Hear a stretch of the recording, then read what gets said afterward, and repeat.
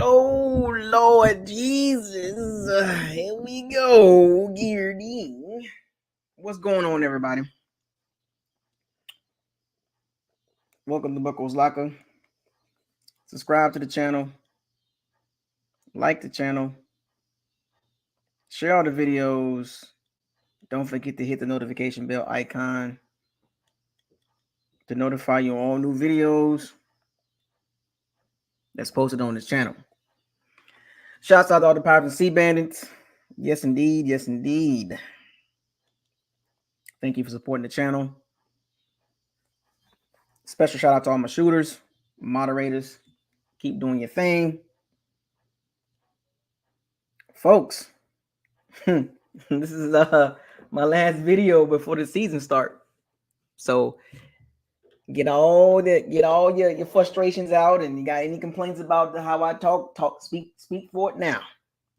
Because once the season starts, I ain't trying to hear it. You know what I'm saying? We're about to break this schedule down. Speak your piece tonight. Because after tonight, don't leave your girl around me. True player for real. Nah, but speak your piece. Because I'm about to go through the schedule. You got any problems with what I said? Don't take it serious. Don't take it personal. Don't get mad. Don't get in your feelings. I ain't trying to hear none of that. I don't care how you feel. Give me your record prediction. I respect that. I ain't mad at you. You know what I'm saying? It is what it is. But make sure you respect mine. You don't respect mine, I don't care. I'm gonna let you know right now. But yeah, we're gonna go through this. So any problems with me, any issues before the season starts, get it out now. We can talk about it like grown men. You know what I'm saying? What else? Everybody's schedule prediction is different. If you go around the league, if you look at the fan bases of other channels, their fan base, their channels go through the same thing. This is nothing new. I've watched a few channels: Falcons, Panthers, Saints, Broncos, all kind of channels. They giving out their record predictions. People in their comment section getting mad at the guys that's predicting schedules and stuff like that. Analysts do it, football talking heads do it, simulators do it. People get mad, people get in their feelings. But what separates the feelings from just prediction wise, and just prediction, this not anything can happen. I can say the Bucs can go 0-17. That doesn't mean it's gonna happen. The probability is really low, right? The Bucs are not gonna go 0-17, but you get my point. Whatever you say, that doesn't mean it's gonna happen. You don't have the ironclad contract and saying, oh, the Bucs are gonna go 17-0. There is nothing proving that. This is just speculation. This is just prediction. This is how predictions go. It's like you throw your name in the hat and they see if they can pick your name out, right? So I would advise people to relax when it comes to before the season start. Simulations, predictions, analysts, relax, because whatever we say, it can be totally different. Like last year, I made my schedule prediction, and then we had people in the comment section making their schedule predictions, and some people got upset and got in their feelings. Now, you know what I mean? It's always facts over feelings and possibility over probability. Now, we had some people with some outrageous records, and it didn't have anything really concrete to prove that, but I understood why they chose the record they did. Like some people had double digits, and much respect. You know what I'm saying? Some people had double digits, and they were basing that on how they felt about the Bucs, right?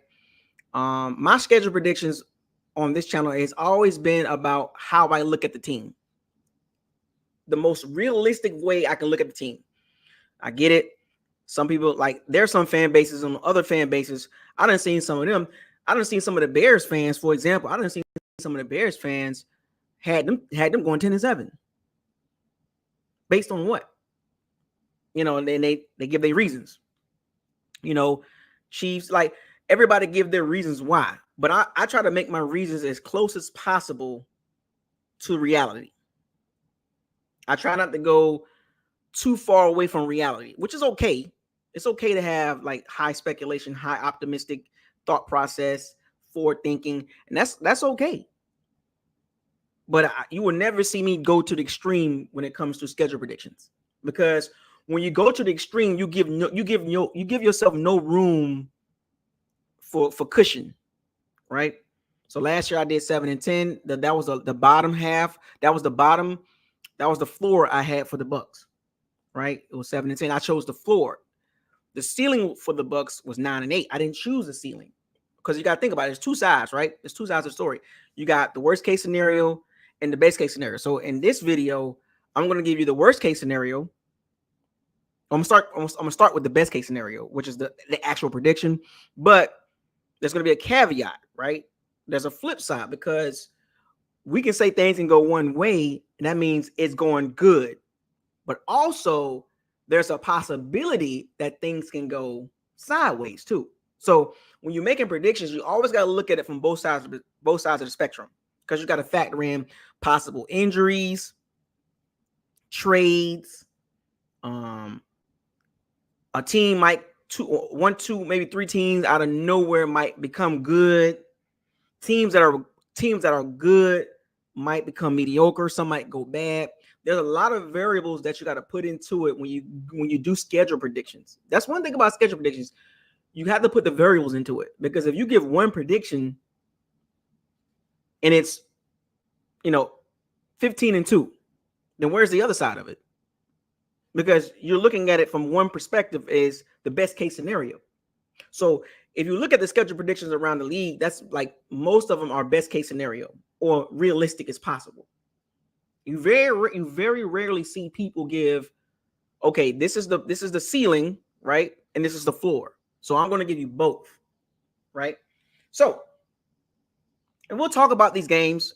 I'll touch on them. I'll touch on them here and there, and then I'll give you my ceiling, and then I'll give you my floor. But my ceiling is what I think they're going to go.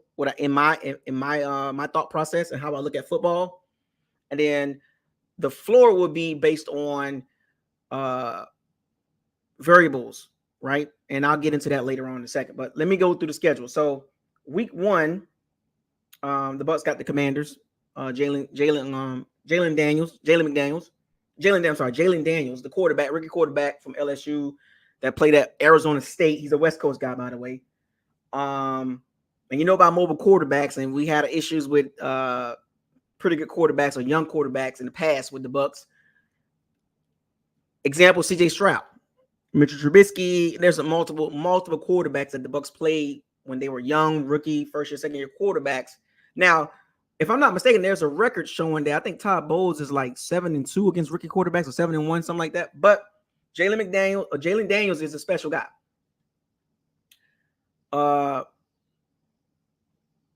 Week number 2, Lions.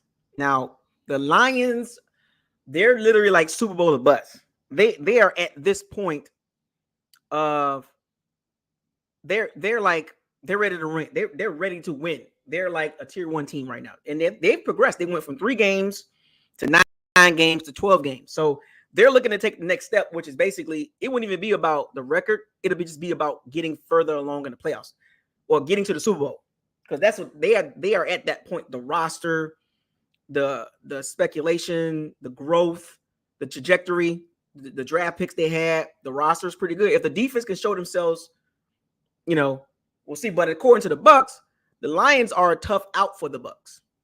If you just match the teams up, they're a tough out. And we saw that last year twice.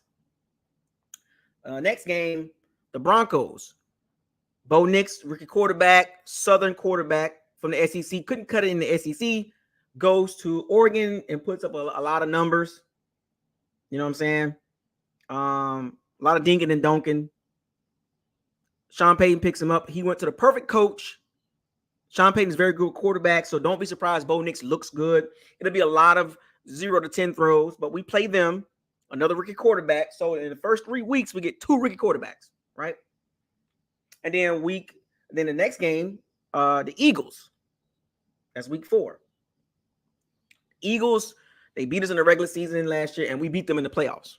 Now there's an asterisk behind that. Well, not gonna say asterisk, but there's a caveat. There's some variables in that because early in the season we played them last year. They beat us fair and square, and then we beat them in the playoffs fair and square.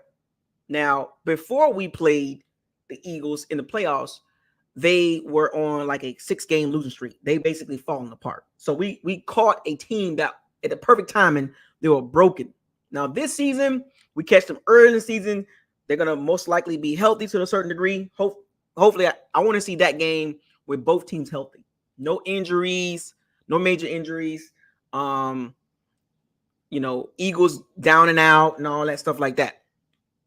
And oh, by the way, Devin White is not playing in week 1. And looks like he got outplayed by Zach Bond and N'Kobe Dean. Looks like he got outplayed by the younger guys or guys his age, around his age. And he's not starting. He has an ankle problem, quote unquote. So you can do with that what you will. I think the Eagles probably end up cutting him or something like that. But I want to see the Bucs and Eagles. Both teams are healthy. And if you look at the rosters, if you match them up, you know how that works. On the Falcons, we are at Atlanta. That's going to be a tough game. In Atlanta, it's going to be hype. I might be there. I don't know. Maybe. I don't know. It's going to be a hype game. Atlanta riding high. A lot of people, a lot of analysts, a lot of media heads, big, large platforms, medium platforms, small platforms, micro platforms are picking the Falcons. If you look at the simulations, a lot of people and a lot of simulations, AI, have the Falcons winning the division. A lot of them have the Falcons beating us, but we'll get to that. Splitting with them, I guess, basically, right? So, but the Falcons are a dangerous team. If things go right, just like with the Bucs, they're gonna be a dangerous team. Let's be real, And this is just going into the season. Now, this is not counting injuries and anything like that. We don't know what Kirk Cousins is going to be, but we do know Kirk Cousins is better than Desmond Ridder. I keep saying that.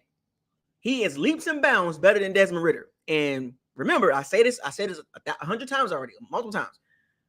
We got beat by the Falcons with Desmond Ridder at quarterback. We went 1-1 last year against the Falcons. And both games were close. Falcons got one, and we got one. And that's with Desmond Ridder. Now they enter a better quarterback. So can't sleep on the Falcons. You got to be fair and square. If you can't have it both ways, right? Then after that, we go to the New Orleans. I might be at that game. I don't know. But New Orleans, we beat them last year in New Orleans, right? That's a tough team. Every year they play us tough. They got a top 10 defense. Probably a top 7 secondary. So there's going to be a problem. Every time we play the Saints or the Aints, they are a problem. Regardless of how you feel about the Saints, they've been a thorn on our side. They finished 9-8 last year. We finished 9-8. We got the tiebreaker.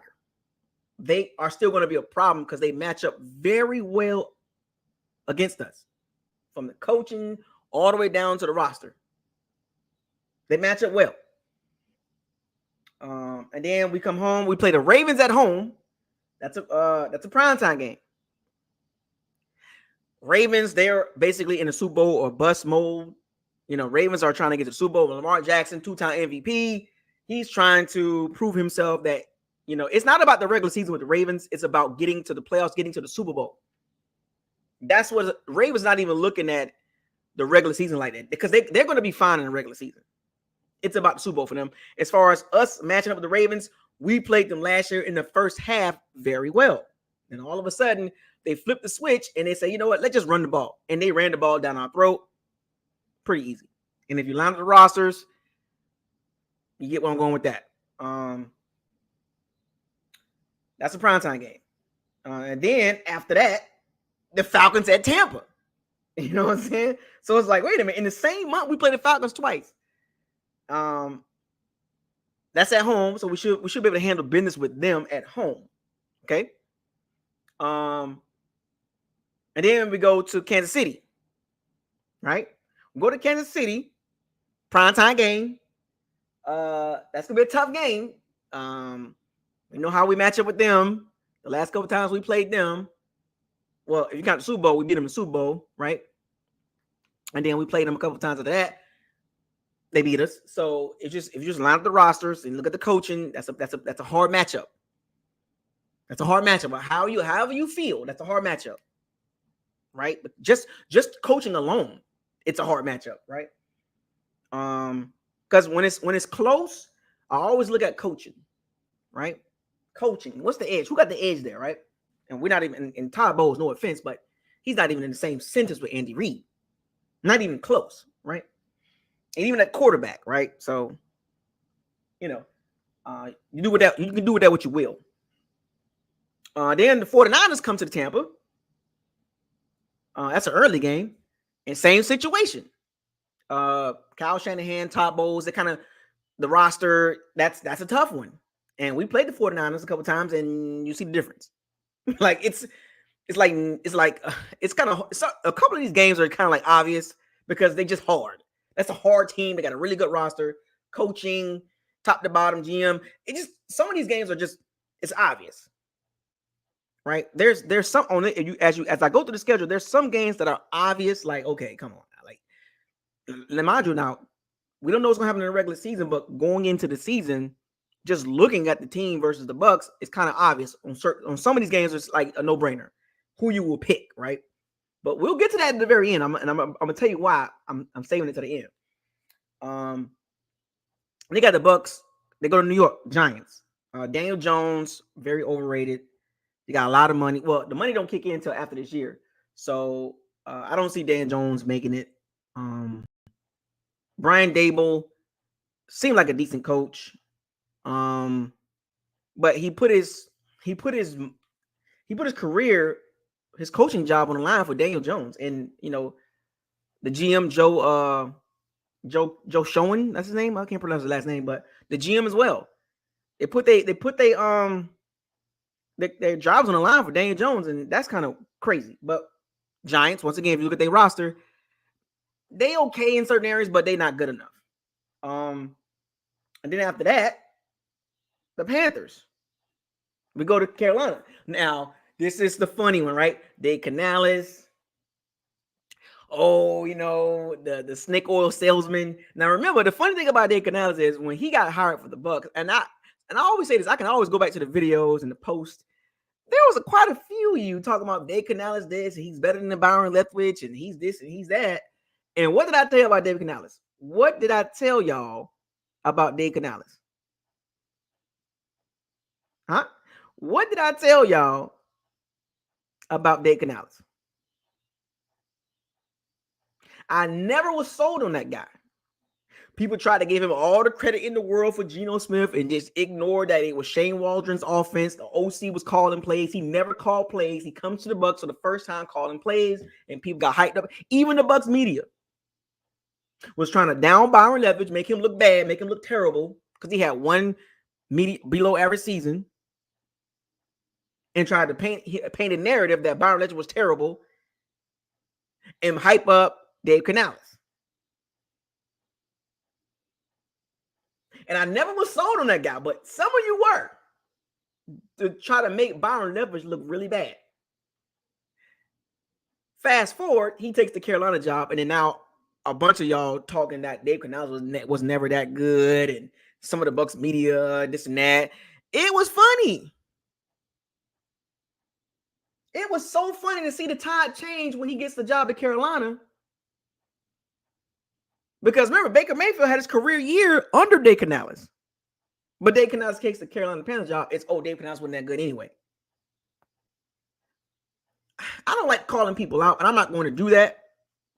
But there were so many Bucs fans, and even in this chat room, was speaking highly on Dave Canales to make Byron Leftwich look bad. And at the end of the day, he was never better than Byron Leftwich. Never better than him at all. And the Bucs running game was still bad. So he didn't do anything special. First year OC. Now, this game, he's the Panthers head coach, so he's going to know. He know the Bucs personnel, so he's going to know what we're going to do. Now, Liam Cohen, another first year OC. Once again, and we'll get to him in a second. I'm telling you how this works. I'm just saying. We'll get to that, but The Panthers are not ready. Bryce Young, not sold on him. They got J.C. Horn. I like J.C. Horn. I like Derek Brown. I like Jonathan Brooks, the rookie running back, but he should be playing that game. I like Chuba Hubbard. I like their what was it, center, I believe? No, Mouton. I like their left tackle. I like him. Defensively, like I said, they're gonna be tough. It's a divisional game, but I don't believe in Dave Canales. He got the job because of Dan Morgan. He got the job because he was cool with Dan Morgan back in Seattle. And it's crazy how he failed up. Well, I ain't gonna say he failed up, but he was mediocre at best. And people try to hype him up. And they still trying to hype him up. If you go listen to some of the Carolina Panthers channels, they just trying to talk big about him. And I'm trying to tell him like that dude ain't what y'all think it is. But Byron Leftwich took a lot of blame for unnecessary stuff. And people didn't want to call out the other problem as well. And Brent, there you go. You got it. Tom Brady was a problem. But people kind of tap danced around it and try to put it all on Byron Leftwich and make him look bad and ran him out of Tampa. They brought Dave Canales in, and he didn't show anything much better. After that game, we got the Raiders. The Raiders come to Tampa. Antonio Pierce, second-year coach, players coach. Their quarterback situation is terrible. Yikes. Aiden O'Connell, Gardner Minshew, a.k.a. Ryan Fitzpatrick 2.0. He keeps, for some strange reason, getting starting jobs. I don't understand. But he keeps falling in situations for him to start. Gamer, he got he got the vibe. Like people like the vibe of a Gardner Minshew, but he's not really. He's okay. He's one of those spotty quarterbacks, right? He's not highly talented. His physical measurements is not great. He wasn't great coming out of college. You know what I'm saying? He even going back to high school. You know what I'm saying? But the Raiders, Devontae Adams, Brock Bowers, I like him. But their quarterback situation is terrible. Zaire White, the running back, they got a decent O-line too. But I don't like the coach quarterback situation. And it's funny how Antonio Pierce, there's a couple coaches out there right now with their quarterback situation. Very shocking that they didn't go get somebody better or somebody that's more talented. Interesting how coaches the thing about coaches with bad quarterback situations, they let their egos get in front of them. Go get the guy that's better than the guy you got now. If you listen to the press conference of Antonio Pierce talking about both of his quarterbacks, he wasn't sold on either one of them. He had to pick one, right? After the Raiders game, got the Chargers, Jim Harbaugh. We know his success in the NFL with the 49ers. He turned them into a juggernaut with Kaepernick, Alex Smith. So we know he can coach. He has his best quarterback in Justin Herbert, but I think Justin Herbert is a bit overrated in my opinion. He got a big bag along with Trevor Lawrence. You know what I'm saying? Like these two, both of them, they talented, but if you line some stats up with other quarterbacks, you'd be like, well, they got the big bag, but he didn't. But I ain't finna go into that. That's a whole nother story. NFL works in mysterious ways. They'll force feed you what they like as far as media and stuff like that versus reality. But the Chargers, no Keenan Allen, no Mike Williams, no Austin Eckler. They got Lad McConkey. I think Josh Palmer, Quentin Johnson, second-year receiver. The O-line, I like the O-line. I like their tackle. I like their guards. I like their center too. But I don't know what they're gonna do. I don't know what they're gonna look like. But we do know Jim Harbaugh is a good coach, so they're gonna look better, right? Then the Bucs at Cowboys, AT&T Stadium. I might be at that game, possibly in Dallas. Cowboys. I every time we've played them lately, we just don't look good against them for whatever reason. I don't know why. Can anybody explain to me why don't we look good when we play the Cowboys? Why do we look so rudimentary, elementary against the Cowboys? Why don't we match up well against them? Because if you look at it, you know what I'm saying? It's like, well, Dak Prescott, CeeDee Lamb, okay. Micah Parsons, Trayvon Diggs, Ron Bland, Donovan Wilson. They got some nice safeties, you know what I'm saying? They got a solid defense. They got a nice little D-line. Next, DeMarcus Lawrence. But why don't we match up well? You want to know why? The trenches. The trenches. That's why. Both sides of the ball. And y'all saw that. You know what I'm saying? And then we couldn't guard CeeDee Lamb for whatever reason. And then Dak Prescott having the game of his life, dinking and dunking his way down the field with like 70% completion percentage. And Todd Bowles' defense doesn't go well against Cowboys offense. I don't know why. Then we got embarrassed in the playoffs. But Mike McCarthy, you know, he's pretty much almost on his last leg. Yeah, that's a couple days for Christmas. Then you got the Panthers in Tampa. We should be able to handle them. And then the last game of the season, the Saints, which could decide the division. That game right there. People don't understand this. Circle that game, folks. January 5th to be announced, to be determined. That game right there, in my opinion, it might not be like this. But for some, I got in my bubble gut feeling, that game right there is going to determine if the Bucs make the playoffs or not. And as far as my straight up prediction, for whatever reason, that game right there, this is not the last, like last year. Last year we had the Panthers, right? No, what was our last game last year? I forgot who it was. Was it the Panthers? I think it was, but no, it wasn't the Panthers. It was the who was our last game of the season? I'm not looking at. Well, I'm looking at the schedule, but I don't feel like going back and looking at it right quick. But that game right there, folks. And then remember now, if you look at last year, we called the Packers average team. I think the Packers are average. The Panthers was the last game. Okay, cool. So last year, back end of the season, we had the two hardest games that we had. Was the Jags and the Packers. Yeah, the 9-0 game. Think about that. 9-0. With a terrible head coach. We beat them on the road. That was a scary game too. Had me nervous. And it was a couple plays that if they would have made, it would have changed the outcome of that game. But anyway, last year our two hardest games were the Packers and the Jags. Now, both of those teams are in the same bubble with the Bucs, in my opinion. And when I say bubble, I mean tier. When it comes to teams, like tier, right? And we beat them. And outside of those two games, it was pretty easy. Now, fast forward to this year. If you look at the last 1, 2, 3, 4, 5, 6, 7 games, the last 7 games, there's a possibility that the Bucs could go 5-2. Just look at the last 7 games, folks. Now, the great thing about the last 7 games, there's not really a super hard game. The only 2 games that I would consider hard is the Saints and the Cowboys. Yeah, the game saving. Yeah, I'm telling you, you know what I'm talking about, Damian Street. That game would, if Winfield Jr., for whatever reason, if he didn't make that play, the Panthers probably gonna win that game. You know, it just that guy changed that game with making that play. The fumble, he caused the fumble. Y'all remember the play? The Panthers had momentum. It just seemed like things started to turn, and then Winfield Jr. with the big play forced the fumble. It was a forced fumble. It wasn't a tackle.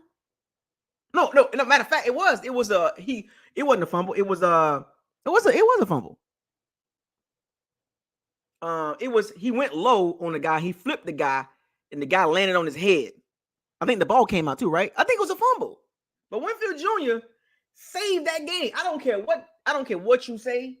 Go back and watch that game. That guy was about to score a touchdown. And the Panthers would have caught momentum. Football is momentum driven too. And Winfield Jr. kind of saved the Bucs because it was a forced fumble. I thought it was. It was a forced fumble. Winfield Jr. saved that game, man. Because the Panthers was on their way to kind of like taking that game over. It was an ugly game. It was close. You know. Whew. Lord Jesus. Anyway. But the last 7 games of this season, I see 2 hard games. The Cowboys and the Saints. That's in my opinion. So if you look at last season compared to this season, the last 7 games, we might most likely, in my opinion, see a similar scenario. We'll probably lose, or we'll get to that in a second, but probably finish the season strong, like 5-2, but once again, start out rough. You know what I'm saying?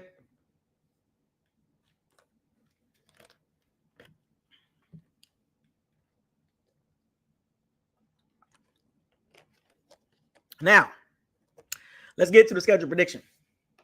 Right? I kind of went through each game, kind of gave you a little bit of like a little like abstract of each game without picking a winner, but it's kind of obvious who I picked if you paid attention to the actual, if you're just listening. But let me give you my opinion as far as the record for the Bucs. So this season, I got the Bucs going 9-8. I'm gonna put a star behind that too, and I'm gonna tell you why. I got the Bucs going 9-8 this time because it's the schedule is similar to last year. Very hard at the very beginning towards the middle, and it gets a lot easier on the back end. It's pretty much the same setup. I got the Bucs going 9-8. Repeat, 9-8. Please don't get mad at me. If you do, go stand in the corner and cry somewhere else. Wipe the tears off your eyes. I'll give you a towel. Please don't get mad at me because I don't want no trouble. Don't ask for trouble. I don't want no trouble. But I got the Bucs going 9-8. But I'm gonna put an asterisk behind that. Now, here's the asterisk. Here's the little read the fine print. The Bucs, that's the ceiling, right? But there's an asterisk. The Bucs can go 10-7. Here's the asterisk part.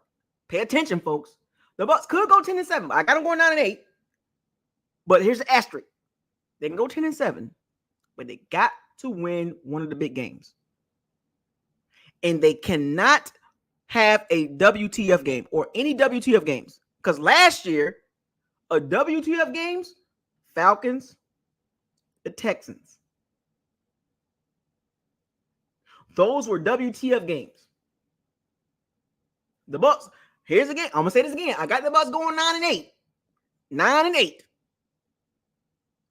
Winning the division at 9-8. Oh, Buckles Locker being negative. Oh, he hates the Bucs. Oh, he hates the Bucs. I knew it. He hates the Bucs. I don't.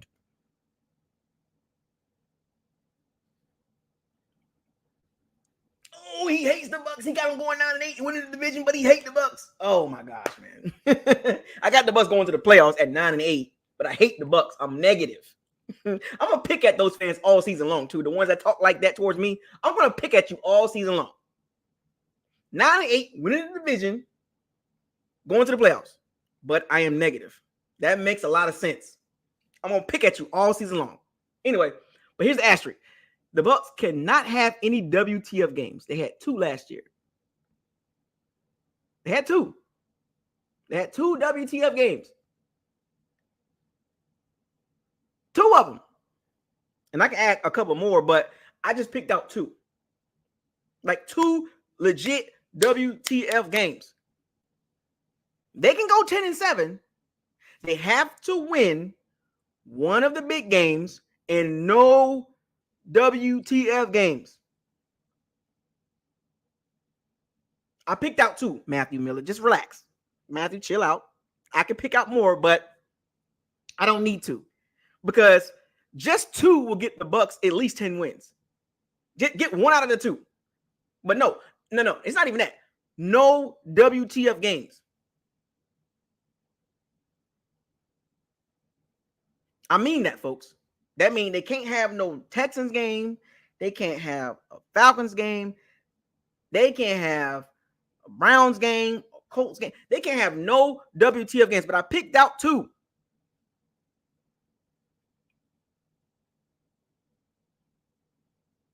I only picked out 2. Can't have no WTF games. That's the caveat. Win one big game, one of the big games. Chiefs, 49ers, Ravens, Lions, Eagles. Just win one of those. Just win one of the big games. Just one big game and no WTFs. That's the deal, folks.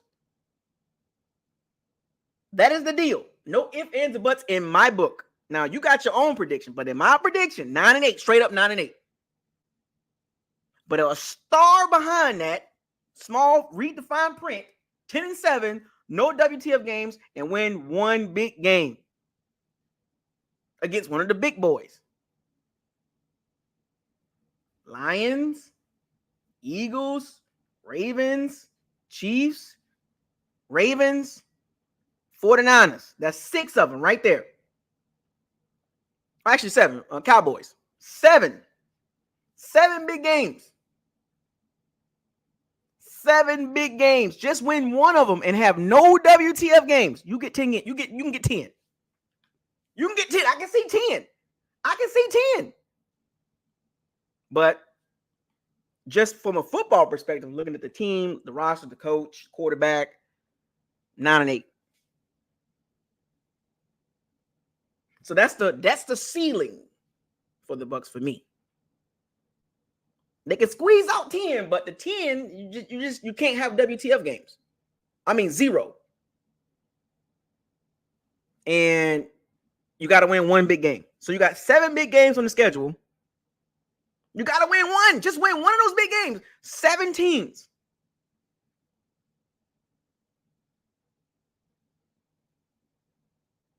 Seven big games. Just win one. And you got 10 wins. With no WTF games. Meaning, if you beat one of those big sevens, I'm going to call it the big 7. If you beat one of the big 7s and you have a WTF game, that cancels it out. That cancels out the big win. So when I mean by WTF, let me give you possible WTF games. Broncos, Commanders, Panthers, Giants, Chargers, Raiders.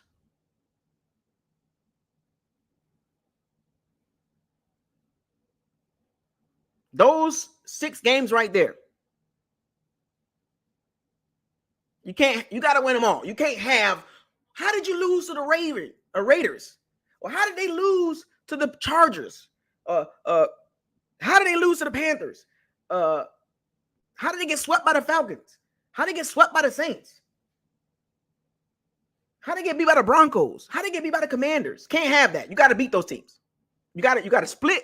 You got to split in the division, sweep the Panthers, win one of the big games, and the games you're supposed to win. That is 10 wins right there. But if that happens, if you lose to all the big teams and have one WTF game, that's 8 losses. You know what's the scary part about the schedule? The 7 teams that I named, those are playoff teams, right? The Bucs can't go 0-7 against them, man. You can't, man. You can't go 0-7. But I got the Bucs going 9-8. You know, that's my prediction. Now, as far as the floor for the Bucs, 7-10. But I don't think, in my opinion, the Bucs are not a 7-10 team. They're a 9-win team, legit 9-win team. They're kind of like in the middle of they're kind of like teetering. Like, I just wish they would have just addressed the pass rush in the secondary, but in particular the cornerbacks. I just wish they would have made a move there and get a good pass rusher. You know, to pair with Yaya Diaby. I think that's the reason why I got him at 9 wins, because that's still, it's just big question marks there. Zion McCullum, Jamel Dean, that ain't really scaring nobody, folks.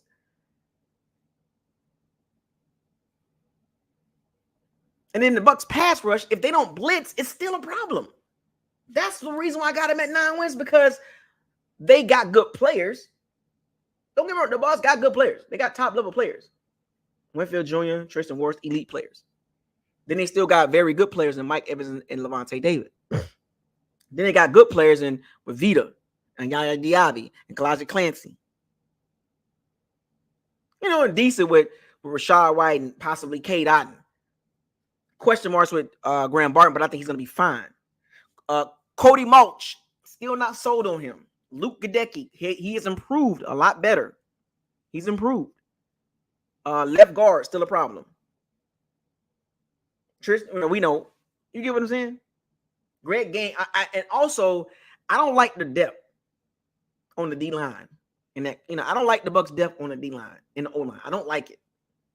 Well, the D line in particular, in the cornerback situation, I just can't get over that. Just from a football perspective, I don't like the cornerbacks.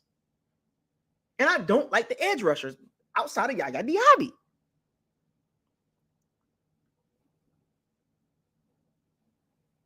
I just don't like it. And look, you might see different than I do, but I watched the preseason games.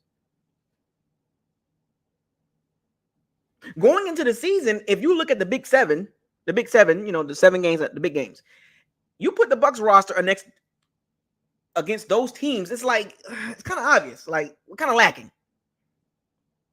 But if we can just get one, that's 10 wins. But I got them at 9 and 8. But when I look at those 7 teams, those 7 hard teams, I look at the coach, look at the quarterback, I look at the roster pretty much, and I'm like, that's what the Bucs. They're just missing a couple pieces. That's all they need.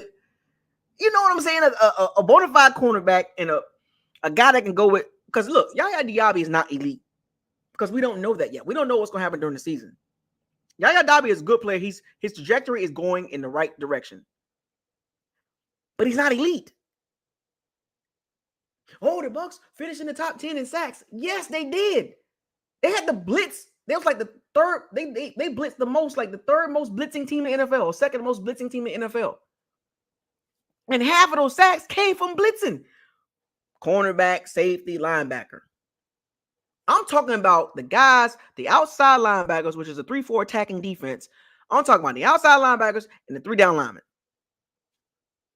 Add those sacks up at the bottom. Bottom 10. Pass rush win rate, bottom 10. I don't like that. And I like Yaya Diaby. I like Kalaji Clancy as pass rushers. Vita can give you something here and now. He's slimmed down. We're going to see what he look like. I just don't like our pass rushers, like, as a group. I just don't like it. It's not enough. Y'all know that. I just wish they would have did something there. I just wish they would have did something.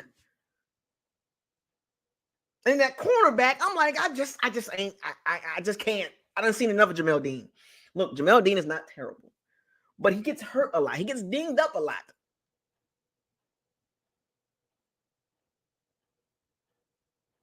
He gets dinged up a lot. And then when he get burnt, all of a sudden he's hurt. Like, wait a minute. You were just running with the receiver. The receiver gets a big first down or a touchdown, and now you on the ground talking about, take me out, coach. And then Zion McCullough, we seen him. It's like, dude, you were a 5th round pick for a reason. Talent. I mean, as far as the physical attributes, the athleticism, but it's not about that sometimes. It's just about inside your head. How do you play the game? And the reason why they got rid of Carlton Davis was because he was too expensive.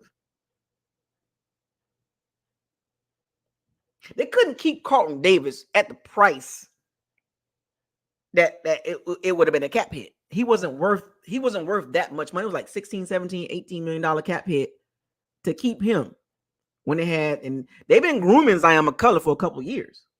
But despite the fact that they've been grooming him, he still don't you just look at the guy and be like, the Bucs gonna have to get a cornerback. They're gonna have to draft a cornerback.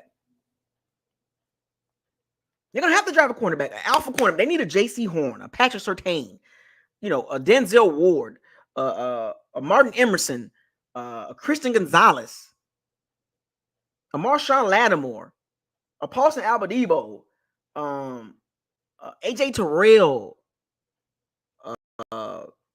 Jair Alexander, what else? A Jimmy Ward, a Trent McDuffie. You feel me? They need one of them.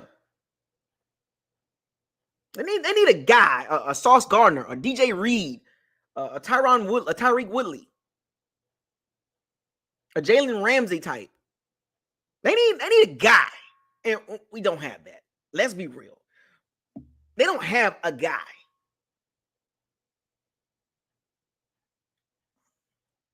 Yeah, Gilmore would have worked. A Gilmore definitely would have worked. A Darius Slade. You feel me? A Marlon Humphrey. Okay. A Weatherspoon from Seattle. Who else? Who else I'm missing? I damn near named the 20 cornerbacks. Easy. We just don't have the guy. I can do the same with the pass rush.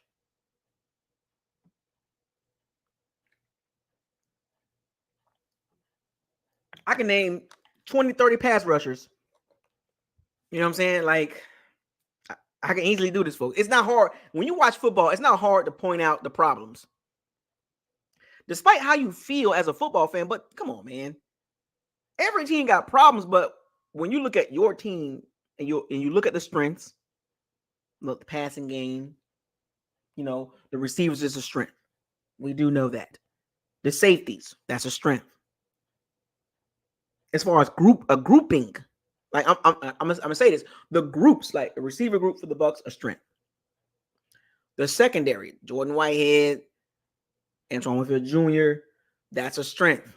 But on the flip side, the Bucs got some question marks. They got some weaknesses. They're not perfect. They're not terrible. They're right in the middle. There were some NFL draft power rankings. Some of them had the Bucs at 16, 15, right where I would put them at. Right where I put the Bucs at. And it was like, and when I saw the rankings, I wasn't even mad. I wouldn't even, I never get mad, but I wasn't even upset because I was like, well, that's where I would put them at anyway. 32 teams in the NFL, I will put the Bucs at 15, 16, right in the middle. Because they're not terrible and they're not elite. They're right in the middle. Because when you factor in the coaching, the quarterback, the cornerbacks, the lack of pass rush, and the lack of running game, that's kind of put you in the middle. But but my point is the reason, I'm giving you the reason why I picked, I predict the Bucs to go 9. And also, I got to bring this up. Also, first year coordinator at OC. We just went through this last year. And you look at the schedule and you look at how the Bucs set up. It's like a mirror image. First year OC, a really tough schedule at the beginning towards the middle, and then easy at the back end. How am I not breaking this down, folks? How am I not? I'm breaking this down to the T-bone on why I said 9 and 8. Because you can literally look at the schedule and say, those 7 games right there. Because there's 7 games you can circle and be like, come on, man. Can we take it to the next step? Can we take it to the next step and instead of going 1-6 or 0-7 in those games, can we go 4-3 in those games? 5-2, 3-4. You know what I'm saying? Like, but then when you look at when you're going into the season, when you just look at the team and be like, damn, out of those 7 teams, they do have a better roster. And out of them 7 teams, all 7 of those coaches are more successful.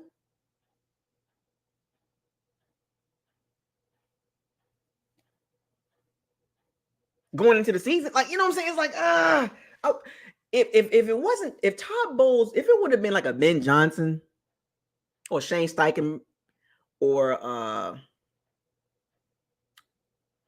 John Hart, if it was those other coaches, I would not be probably talking like this. Todd Bowles, man, some games he just gonna be like, sometimes as a coach, you got to win the game. You got to make the right choice. The purpose of a head coach is to be the CEO, to be the final decision maker in key moments. And this is where Todd Bowles lacked. He did it in New York, and he's done it with the Bucs the last 2 seasons. It's like some areas, it's like, dude, some of these games, you got to make the right call. Because going into the season, there is question marks on Todd Bowles as well. We still got question marks. Kickoff coverage, punt coverage, kickoff return, punt return. Still got questions on special teams. And going in the preseason, the kickers wasn't doing their jobs. McLaughlin was missing field goals. Jake Kamada was off. Like, maybe he can flip the switch. But in order for the Bucs to go from mediocre, because this is where they at. The Bucs are mediocre, which is 15-16. 9 wins, 8-9 wins. They right up in there. In order for the Bucs, and I said this before, in order for the Bucs to get to the next level, tier 2, something significantly need to change. Something significantly need to change. Now, you look at the draft. Graham Barton, Robert Hainsley out of there. Thank God. I got tired of seeing him getting ragged on, so the Bucs made a change there. They made the right change. Now, granted, we gotta see it on Sundays, right? We gotta see it in the regular season, but the Bucs made the right choice. They made it, to me, an upgrade, which was great, right? First round, of course, I was looking at Jackson Powers Johnson, right? But the Bucs got Graham Barton. That's cool, right? So they made a change. They checked the box. They checked one of the boxes. Then I was like, okay, well, pass rush and cornerback and a possible another receiver. Okay, they got Jalen McMillan in the 3rd round. I was like, cool. I rock with that. Then I was like, well, they probably need another pass rusher. They got Chris Braswell, but we don't know about him yet. I got more confident in Graham Barton as a rookie than Chris Braswell. I'm hoping Chris Braswell better than Joe Triustoinka and Anthony Nelson. Then we got the unproven Jose Ramirez and also Marquise Watts. Unproven guys. Backups. I like them, but we don't know what they're going to do because they've been backups. And then you got Bucky Irvin. Chase Edmonds out on injured reserve, which I don't think he wasn't going to play anyway. Sean Tucker is number 3. Bucky Irvin's number 2. And, of course, Rachaad White, we're looking for him to take the next step and hit the hole. Stop tap dancing. Because if he keeps tap dancing, Bucky Irvin's going to take some of him. I'm telling y'all, mark my words. Just like I said about Jalen McMillan. I told y'all. I'm going to say this before the season starts. When Jalen McMillan got drafted, I said he's going to be the starting receiver at number 3. Folks was like, nah, Trey Palmer, he good. No. And I was right about Jalen McMillan. I'm going to say this about Bucky Irvin. If Rachaad White don't show me something in the first couple weeks, I'm calling for Bucky Irvin. I got to clap my hands as I talk like this. I'm calling for Bucky Irvin. I'm gonna give Rachaad White 5 weeks. I'm going to give Rachaad 5 weeks. If he's not, and when I look at these stats and I look at the game film, and if I'm not seeing Rachaad White in the top 15, I'm calling for Bucky Irvin.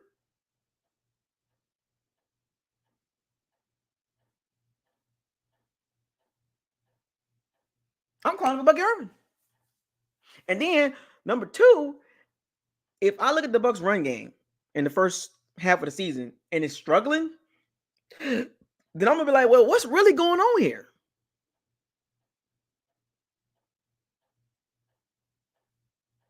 We got Graham Barton in the running game is 26 in the NFL, which is an improvement from 31st, 32nd, but it's 26 in the NFL. I thought we upgraded there. So I'm going to look at Cody Mulch and Ben Bretson, the guards. I'm going to look at them. So like I said, at the end of the day, question marks going into the season. I am aware of that. That's the beautiful thing about my prediction. I am aware of the Bucs question marks. Now, if you want to call them problems, you can call them problems or issues. I'm going to say question marks. And that's putting me more towards reality than being highly optimistic. Because if I was highly optimistic, I could easily say 11, 12 wins. That's being highly optimistic and ignoring the question marks. Now, every team has question marks, but there's teams that are obviously going into the season roster-wise better than the Bucs. And there's less question marks about them than the Bucs. And the Bucs, where the Bucs got question marks at are concerns. Pass rush and cornerbacks in a passing league. Where the Bucs can stop the run, we already know that. But then also you got to think about it too. A lot of teams like throwing the Bucs because Tybo's defense is basically food between the 20s. Now the red zone, I'll give it Tybo's this credit. He's not bad. But in the red zone, he's pretty good. Top 5 red zone defense, scoring defense. They don't give up a lot of points when teams get in the red zone, but you can score on the Bucs. You get where I'm going with this? They give up a lot of yards. They was bottom 5 in passing defense, but top 10 in rush defense, which kind of like cancels because teams throw a lot on the Bucs because Tybo's defense, not saying it's food, but through the air, but it is kind of food through the air. And it doesn't help when your cornerbacks are not great, which means Jordan Whitehead and Winfield Jr. and Tyke Smith is going to have to save the cornerbacks' butts. And we know what Winfield Jr. going to do now. If Jordan Whitehead needs to stay healthy. He gets nicked up a lot. He was nicked up in preseason. Like, dude, you ain't even playing hard. You're not even playing like the regular season. You already nicked up in preseason. That kind of irks me a little bit with Jordan Whitehead. Not a top level safety, but he's decent. But he's always nicked up like Jamel Dean. Like, damn. Jordan Whitehead, why do you like a crash test dummy at safety? You can't be going there like a heat-seeking missile. I get it. He's an aggressive tackler. But he's small too. He's like a Kareem Jackson.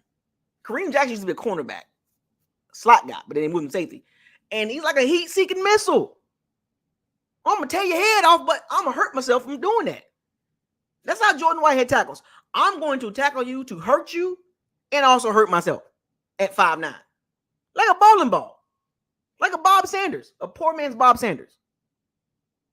Not the impact of Bob Sanders, but he just like to tear his body up. I don't think his career going to be long the way he plays. He got to stay healthy, man. He got Merriweather back there, but, we got to stay healthy, man.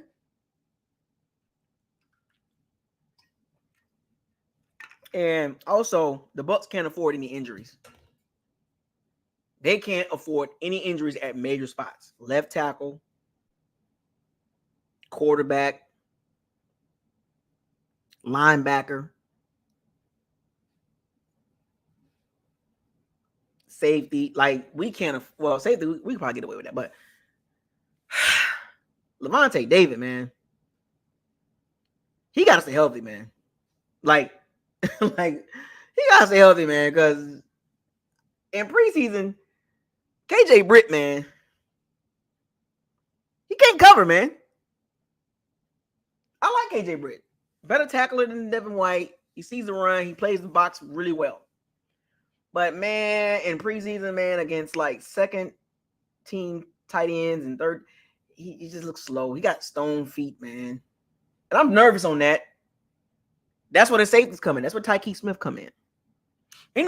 And let me stop real quick and let me give me some shout-outs. I forgot to give the shout-outs at the very beginning.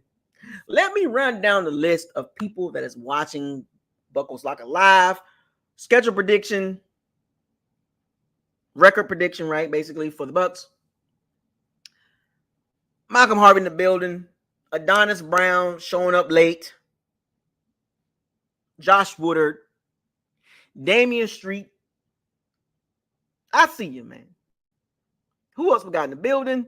We got Brent. Fire the Cannons. Go Bucs. Sal 319. Always in the building. Creole King 33. Creole King. You in New Orleans, man? Baton Rouge. Pat Williams. What's up, man? Trill G Boy 2. Matthew Miller, Sandoval 813, Austin Packham, Hank. You late again, man? Ryan Howard. Don't be late no more, man. Tony Lee in the building. Mopar Buck in the building. I think we got Corey in the building. I ain't gonna scroll too far up. Rashad West in the building. Oh, Rashad West, you owe me $20. Oh, you at it again, Rashad West. 12-5 again, huh? Okay, man. Did we do this last year, man? You stuck on that. I'm gonna keep throwing stuff at the wall till something stick. That's what you're doing. I see what you're doing, Rashad West. I'm just picking at you, man, because you did this last year. Same record too. Exact same record. And then what happened at the end? I was like, give me my money. And I don't care about the money. That was just a friendly bet. But you keep throwing at the wall, don't you? You keep throwing it at the wall, hoping it stick, huh? Come on, Rashad West, man. I would like to hear your thought process on 12-5. Because that sounds more like optimistic to me versus reality. But hey, I respect that. But you did this last year. And you throwing it at the wall again to see if it stick. And if it sticks, you're gonna be like, I told you. Come on, man. You can't get away with that.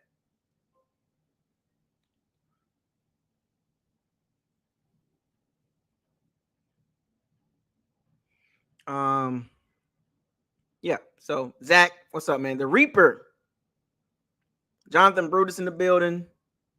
Lucas Pettis, 10-7. Jonathan Brutus, 13-4. Okay, man. Roy. What's up, buddy? Steven Quintana, 13-4. What do you get 13 wins at? Jonathan Cherry. What's up, buddy?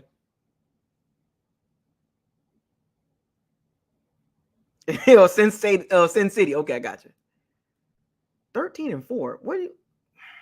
Isaiah J. What's up, man? Dark Vader B. I said 9-8. That's my prediction.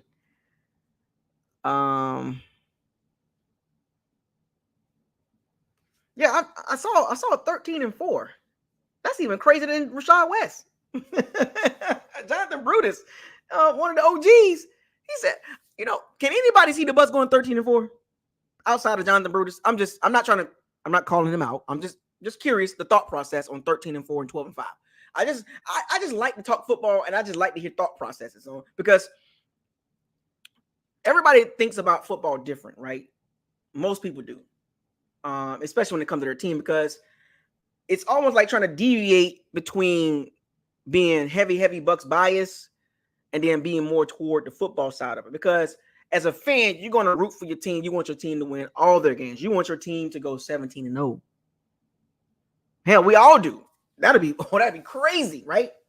But then once you start putting in the variables and how football is played every year is different. Things change, injuries, all that, coaching, whatever.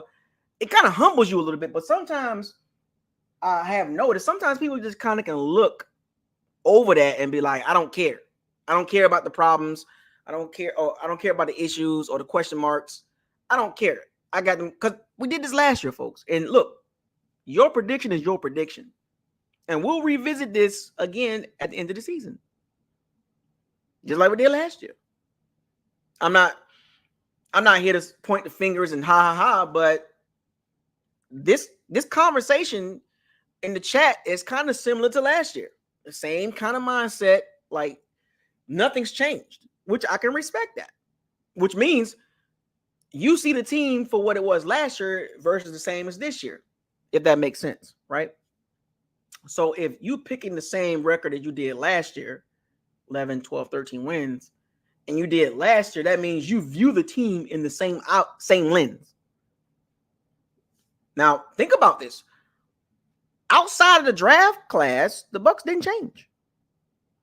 They subtracted and they added a rookie class. They tried to add a pass rusher, Randy Gregory, but of course that didn't work out. And it's funny about the Randy Gregory. What if the Bucs got Matthew Judon instead of Randy Gregory? How would you feel about that?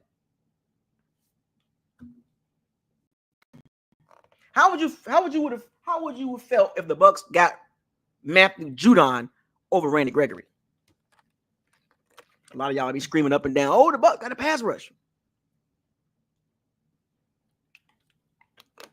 Because Randy Gregory was terrible. That was a terrible signing. And Jason, like, he can do good, but he can also have some head-scratching moves. Like, he's had some head-scratching moves. Devin White, Randy Gregory, Logan Hall, Joe Tryon-Stoinka, O.J. Howard. You feel me? Vernon Hargreaves. You feel me? Like, you know, he's gotten some moves to be like, why? What do we need that? Devin White over Josh Allen, you know.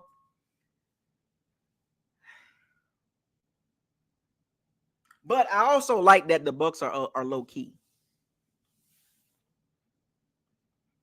Oh, no, you know what's so funny with the Matthew Judon situation? Oh, Matthew Judon, he ain't that good, he ain't da-da-da-da. But then we got Randy Gregory, who is actually worse. Randy Gregory is actually worse than Matthew Judon.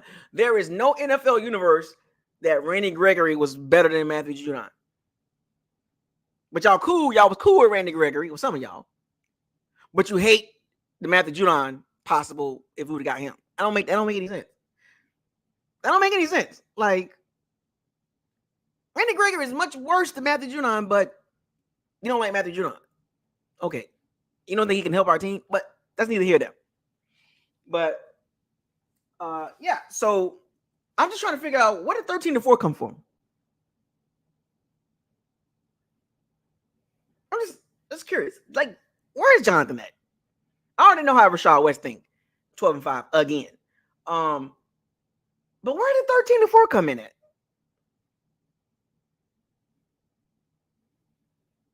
I'm just curious. 13 wins on that schedule? 13 wins on that schedule? Okay, man. Now I can't even hold you on that one, Jonathan. I can't even defend that. I can't even make an argument behind 13 wins. That's madness. That's madness.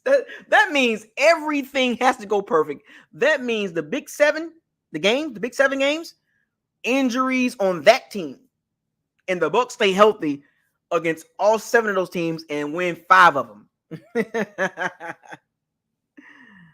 I'm just curious, man. I know. 13 was crazy. I saw it. I was like, what? 13 wins with that? Oh, my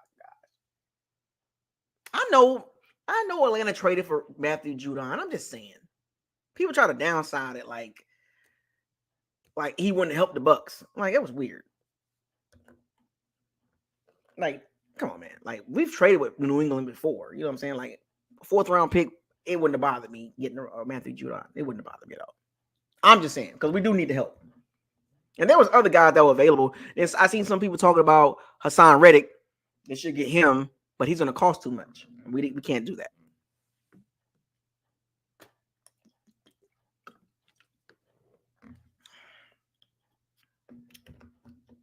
But yeah, I got the Bucs going 9-8 once again. 9-8, winning the division, going to the playoffs, and who knows what's going to happen there. First year OC, question marks there. And the same hype that we had with Dave, or some of y'all had with Dave Canales, you're doing it with Liam Cohen. You gotta let Liam Cohen coach. You gotta give Liam Cohen a chance to kind of like. It's gonna take about 8 to 10 weeks, just like with Dave Canales.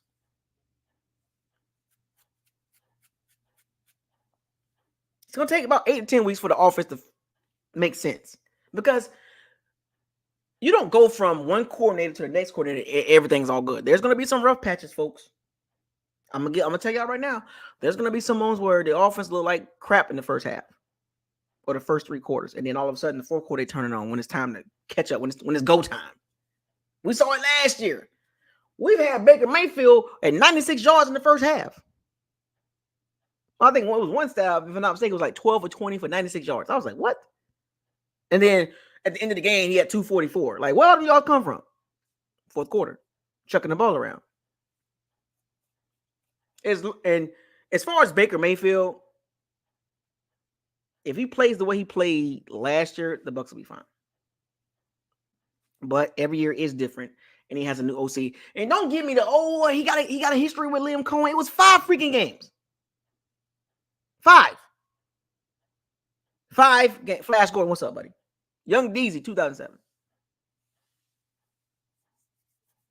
5 games with Liam Cohen, and people acting like it's going to be bread and butter, peanut butter and jelly. It don't work like that, folks. It's gonna take a little second.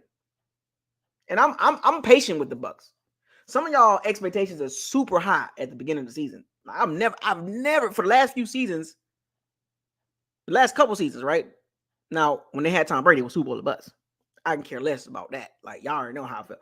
When Tom Brady got there to the team in 2020, it was Super Bowl bust. 2021, Super Bowl bust. Super Bowl bust. I didn't care. I didn't give a rat's ass about how you felt. 2022, Super Bowl bust. I could care less how you felt in 2022. It was Super Bowl bust. All 3 seasons. We got one, though. But you got to give Liam Cohen a chance.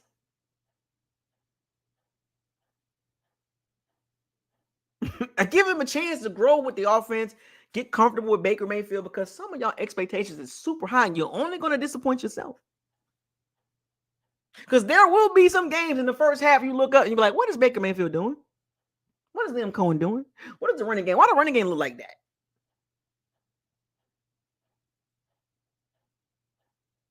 There will be some games like that, and you're going to be mad. And I'm like, nope. Your expectations was too high. Liam Cohen called plays in college. He was a passing game coordinator under Sean McVay. That's it. Calling plays in the NFL is a different beast. Y'all know that. Y'all saw it with Dave Canales. Name me a first-year OC that came in wrecking shop. Ain't that many. It at least takes 2 years. As a first-year OC, year 2, hopefully Liam Cohen don't get plucked from Todd Bowles and gets a job somewhere like the Raiders or the Giants. Because if Baker Mayfield has a 4,000, 4,100 yard season, and then the Raiders and the Giants come calling about Liam Cohen and they hire Liam Cohen, I'm like, God dang.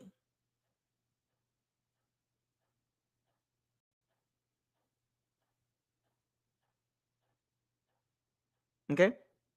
Who else might come calling? The Jets might come calling for Liam Cohen.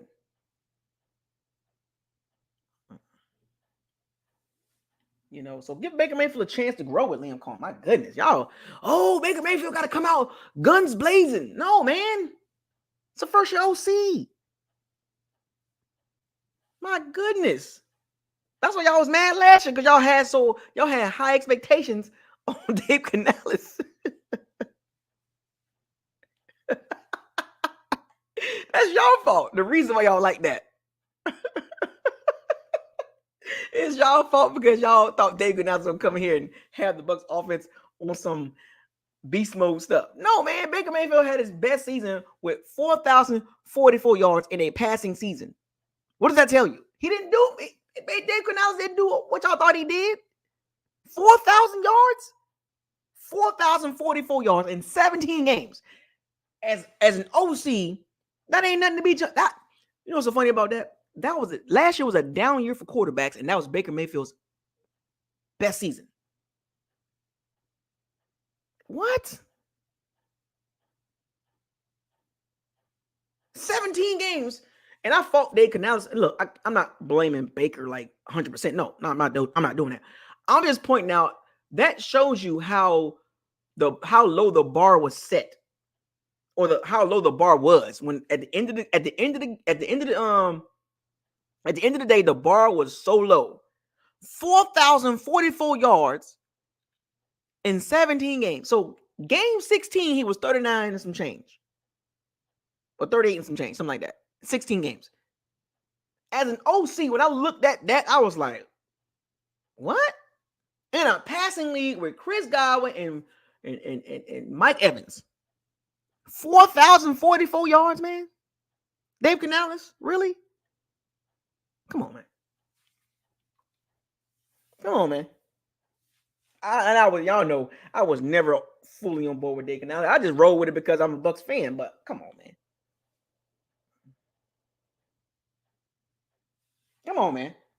Oh yeah. Baker, Trevor Lawrence. Like, look, I'm not a huge fan of Trevor Lawrence either.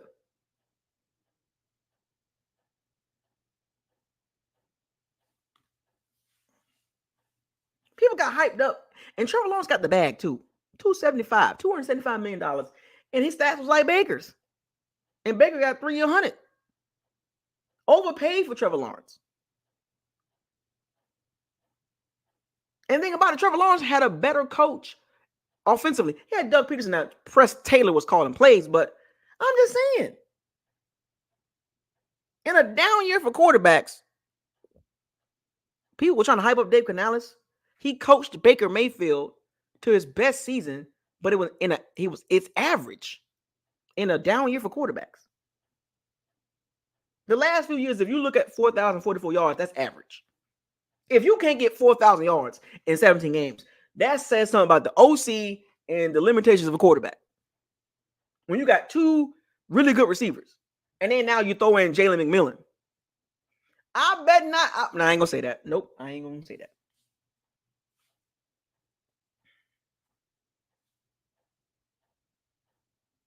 It's gonna take some time for this offense to get rolling, folks. That's all I'm saying.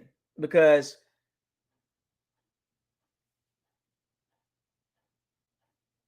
got the Lions early. The Lions gonna be hyped up, and we don't match up well against them. No, we almost beat the Lions.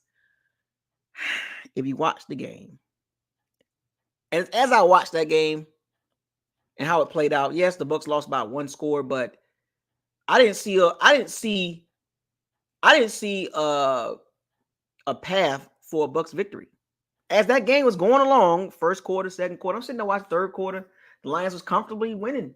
And then in the fourth quarter, the Bucs turned it up. And I'm like, but it was crazy how I was watching that game. I was like, I still don't see the Bucs winning. Even though in the fourth quarter, the Bucs kind of made something of it. But the Lions was in total control of that game. Like, people don't even realize that. Like, did y'all realize that? At any moment, the Lions would have they could have just moved the ball at will. They were moving the ball at will. Like, they was comfortably winning the game. And the Bucs was one score away from getting to the NFC Championship. They were never going to win that game. Like, literally. The Lions staff, his analytics, they looked at the game and they looked at the time and looked at how the Bucs played. They was like, we got this game. They weren't even nervous. They punted the ball. They punted the ball back to the Bucs. Think about that for a second. They punted the ball back to the Bucs. They could have kicked the field goal. They punted the ball back to the Bucs. They were totally in control of that game. So don't give me this, well, we almost, no. There was no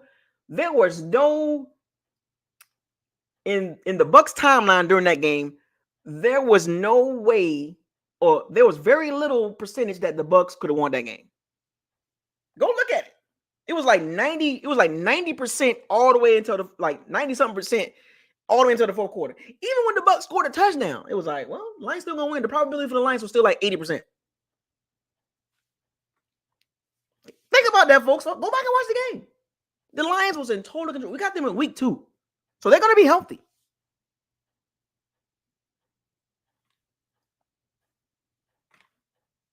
They punted the ball back to Baker Mayfield.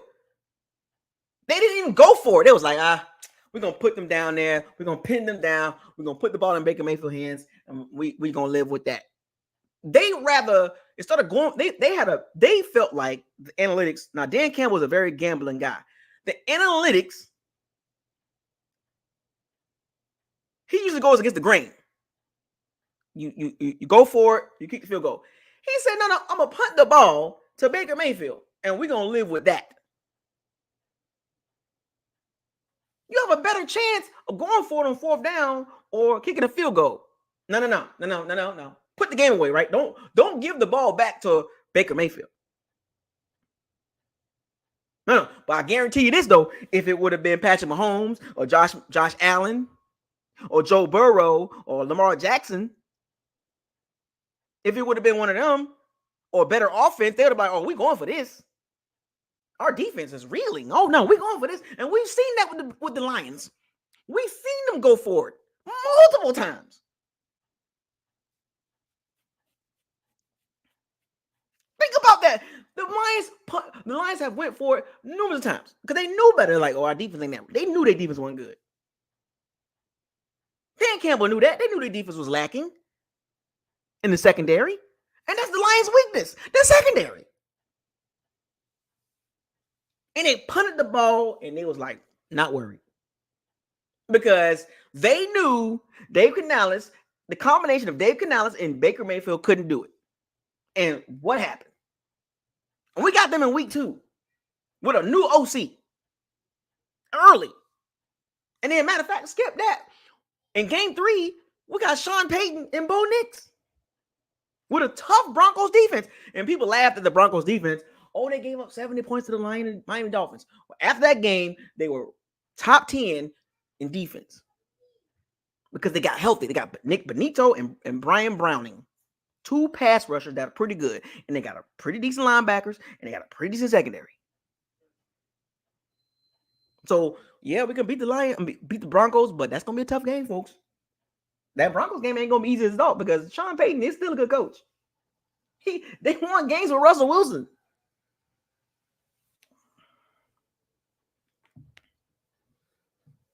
I get it, Pat, but the Lions are the Lions. They go for stuff like that.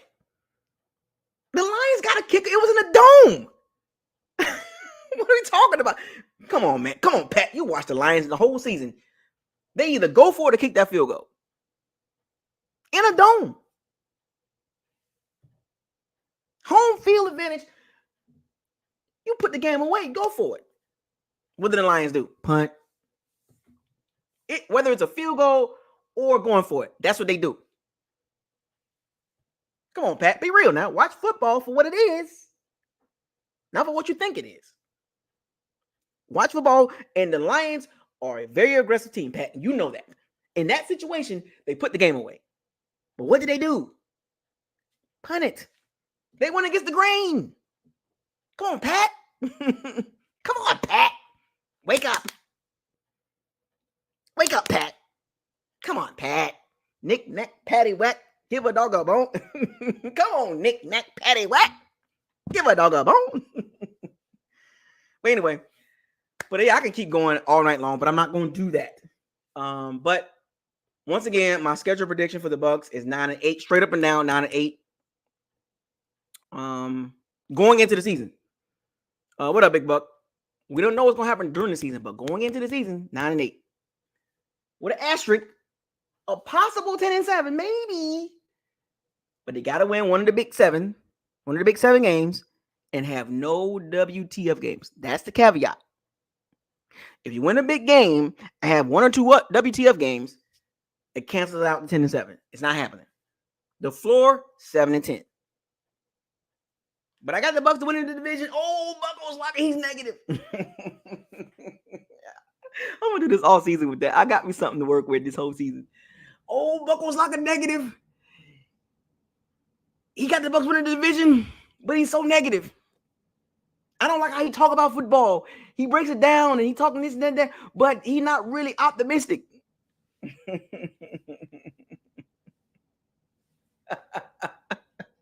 I can't be like you. Or some of you. I'm more on the safe side. Oh, Buckles like a negative. I'm going to troll him. Hey, Trill G-Boy too, all season long. All season, because you know what's so funny? When I do talk good about the Bucs, I don't hear anything. The minute I point out any problems to the Bucs, any problems they have, oh, he's been negative. But when I say something good about the Bucs and I talk good about the Bucs, crickets. Nothing. No, I agree, Buckles. I agree with you on that one. It's soon as I say the Bucs running game terrible. Oh, that's not fair, Buckles. Like, you negative. What? It's terrible. It's not good. Bucs pass rush is not good. But you negative though. It's not good. What do you mean being negative? It's not good. and all season long, last year I saw a few of those guys. This year I got you. I'm gonna troll the hell out of them. It's all love though. Don't take it personal. It's all love. I might even make a new segment called "Oh, you negative."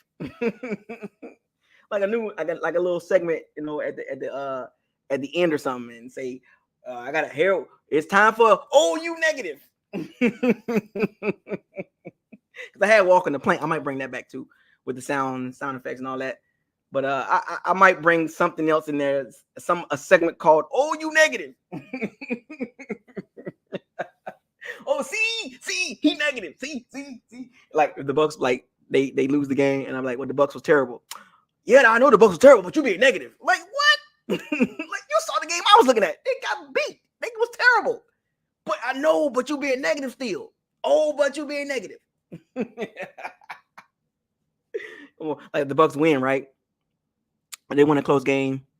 You know, we like, man, the Bucs won that game, but I wish they'd clean up that right there. Oh man, see, the Bucs won, and you still being negative. Oh man, I can't talk nothing, huh? I can't say nothing. I'm just picking, man. No, Sal, relax, because you be one of them too. I'm not reaching. It's right in front of me. I don't need to reach. It's right there. You saw it last year. Anytime I pointed out what the Bucs didn't do well, it's come on, Isaiah. Come on, man. Come on, man. Come on, man. We know it. We know it. We know the Bucs running game was terrible. We know the interior was bad, but come on, Buckelslager. Come on, Buckelslager. I mean, you ain't gotta say it. What? You should know how I get down. If it don't look good, I'm talking about it. I don't hold nothing back.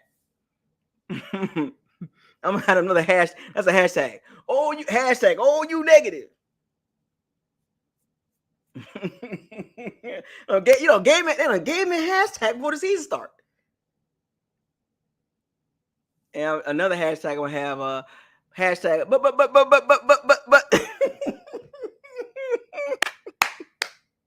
I got some good hashtags this season, man. Thank you, Creole King. I like the hashtags, man.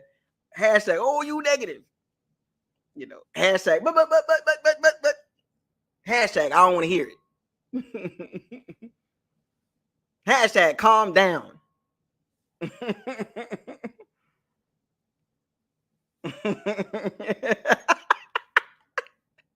They be on sound. I don't know why they do you like that sound, but you know, it's crazy. I don't know. You try to keep it real, but they be like, damn, man, like sound, calm down. Hey, hold up. I'm crispy, man. They be on sour, but you be giving it to them, but man, you worse than me. Oh boy. Flash Gordon, I'm toying with the idea of going with 3 down linemen and 2 quarterback spots. You better do it against Jalen Daniels. Anyway, does anybody got any questions you want me to answer before I get off this? Anybody got any questions that you want me to answer? Like you want to get inside my head and why I picked 9 and 8? You got any questions on why I picked 9 and 8? I kind of went over it and I broke it down why I picked 9 and 8. But if you're still unsure about why I picked 9 and 8, please feel free to ask questions in the comment section. I'll be more than gladly to break it down on why, or give you reasons or variables on why I chose 9 and 8 versus 10 and 7. And I kind of went over it. But I can do it again. So on the next podcast, or the next video, Sunday. I mean, like, do I need to do another video? Oh wait, actually I do. I'm sorry. I do. I gotta do the prediction. I gotta do the prediction video against the Commanders or the Redskins, as Todd Bowles call them. We had a hashtag. We had a good week of practice.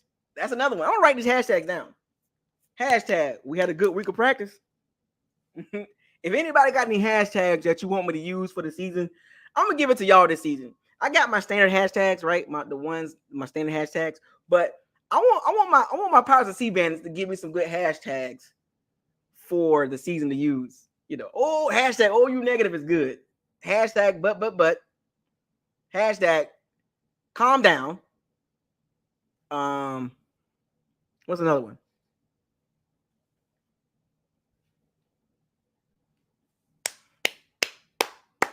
I'm gonna let y'all handle it this season. I'm gonna let y'all give me some hashtags I can use. Oh yeah, that's one of my favorite too. Hashtag why? Why? Like hashtag what are we doing? Hashtag why? Hashtag facts over feelings. Hashtag possibility over probability. Or probability over possibility. Hashtag what are we doing?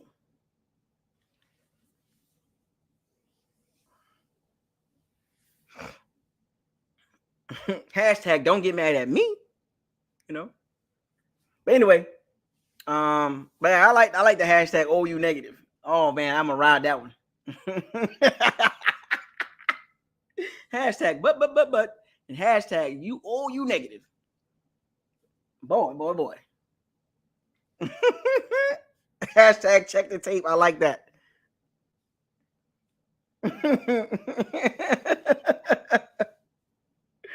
uh, hashtag check the tape. I like that one too. I like that one. Hashtag big seven. Hashtag you too negative. I like that one too. I like that one. I'm gonna use some of these, man. Yeah, but anyway, shouts out to all the Powers C bandits. Thank y'all for joining this live stream. Hour and 30 minutes into it. Hour and 31 to be exact. Stop smiling, Dean. But anyway, subscribe to the channel, like the channel, share all the videos. Don't forget to hit the notification bell icon to notify you on all new videos that's posted on this channel.